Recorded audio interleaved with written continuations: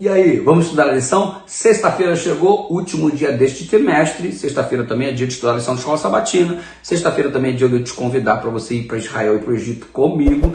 A propósito, a lição falou sobre ressurreição, a lição falou sobre vida. Nós comentamos muito sobre esse assunto. Adoramos o Senhor da vida. Eu estou te convidando aqui para ir para o Egito e eu quero aproveitar e te colocar uma situação vivida no Egito quando eu visitei aquele lugar extraordinário, riquíssimo em história e cultura e que vale muito a pena conhecer.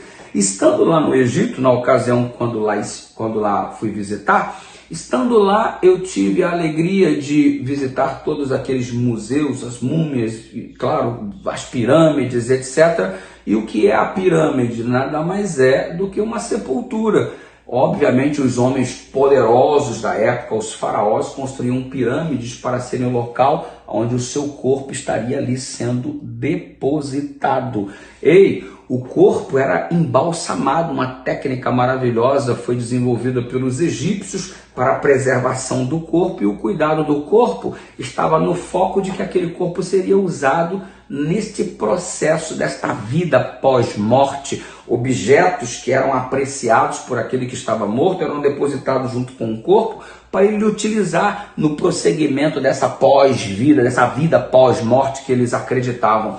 E então eles preparavam-se muito para o momento da morte. A morte era o foco, trabalhava-se muito em torno da cultura da morte. E você obtém detalhes, em especial quando você visita então o Egito. E estando lá tem mais um detalhe: o coração daquele que morto estava, sendo este antes de morrer sabedor de que a vida não tinha sido muito pareia ou reflexo da vontade dos deuses, e sabendo eles que tinham uma noção de julgamento que precisavam enfrentar, eles tiravam o coração, colocavam no lugar um coração de pedra, um coração de pedra em formato de escaravelho, uma coisa que é assim.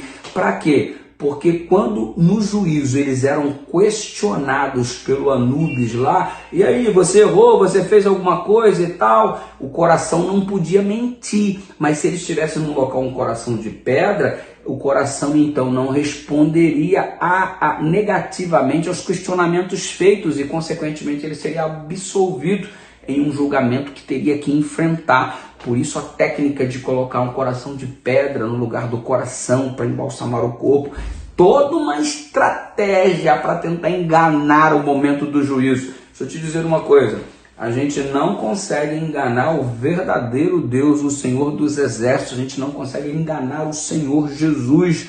E é exatamente por isso que ele convida a gente para tirar o coração de pedra e deixar um coração de carne no local capaz de amá-lo, de servi-lo e de ser apaixonado não por aquilo que propõe os egípcios, a morte, mas ser apaixonado pela vida.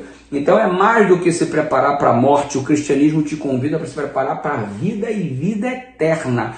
O foco de Cristo não é o foco dos deuses egípcios, morte. O foco de Cristo é a vida. Ele veio para que tivéssemos vida e vida em abundância. Ele declarou: eu sou a ressurreição e a vida, quem crê em mim, ainda que morra, viverá.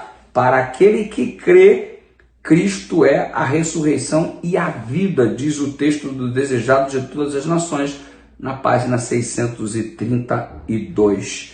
Então, muitas tentativas satânicas existiram para ocultar a ressurreição de Jesus, ou mesmo para impedir o acúmulo de demônios em todo aquele lugar, tentando conter a remoção da pedra ou impedir o acesso dos anjos. Nada disso foi possível para deter o Senhor da vida. O diabo foi derrotado através da ressurreição de Jesus. O diabo é derrotado quando você aceita o plano de vida eterna que Deus tem para você. Pense nisso, considere isso e coloque sua vida nas mãos de Deus através dessa oração. Pai querido, obrigado porque o Senhor venceu a morte e através da tua vitória temos a chance de sermos vencedores também. Obrigado porque teu foco não é a morte, o teu foco é a vida e vida eterna para cada um de nós. Aceitamos o teu plano, nos entregamos em tuas mãos, em nome de Cristo. Amém.